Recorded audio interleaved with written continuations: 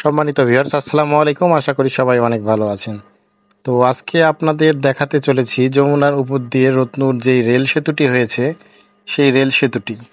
তো প্রথমবারের মতো যমুনা রেল সেতুর উপর দিয়ে ট্রেনে করে যাওয়ার একটু অনুভূতিটা আলাদা, সেটা আপনাদের মাঝে শেয়ার করার জন্যই ভিডিওটি করা। তো ভিডিওটি দেখতে থাকুন, অবশ্যই দেখতে পাবেন যে যমুনার উপর দিয়ে নতুন যে রেল সেতু হয়েছে সেখানে ট্রেনের গতি কতখানি থাকে এটাও আপনারা অবশ্যই ভিডিওর মাধ্যম দিয়ে দেখতে পাবেন।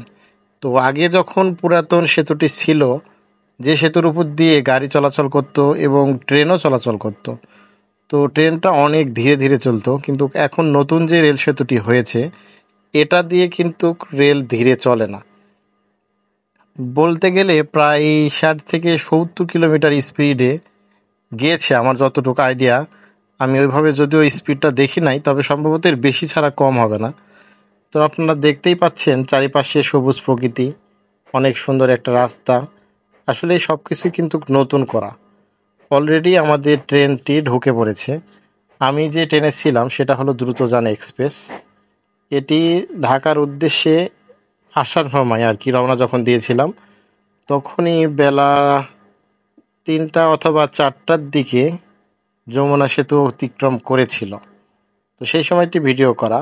তো দেখতে পাচ্ছেন ইতিমধ্যেই আমরা যমুনার উপরে নতুন করা রেল সেতুর উপর দিয়ে যাচ্ছি। এখন ট্রেনটি অবস্থান করছে যমুনা রেল সেতুর উপরে। তো আপনাদেরকে অরিজিনাল সাউন্ডটি দিয়ে আমি দেখাতে চাচ্ছি যে আসলে ট্রেনের গতিটি কেমন আছে। আর এই যে এই পাশে দেখতে পাচ্ছেন যে আগের সেই সেতু যেখানে গাড়ি চলাচল হতো, আর ট্রেন যাচ্ছে কিন্তু রেল সেতুতে তার পাশে, ঠিক বাম পাশে।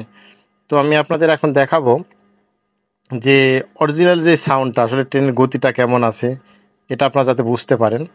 তো ভিডিওটি মনোযোগ দিয়ে দেখতে থাকুন।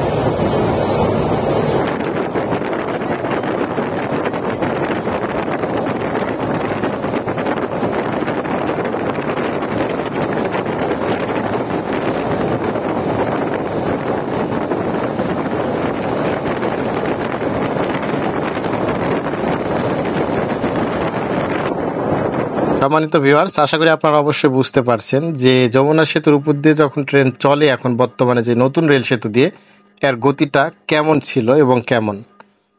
তো আরও এটাই বলতে চাই যে যমুনাতে এখন পানি খুব কম, আর জায়গায় জায়গায় চর পড়ে গেছে। আসলে এই সময় পানি খুব কমই থাকে।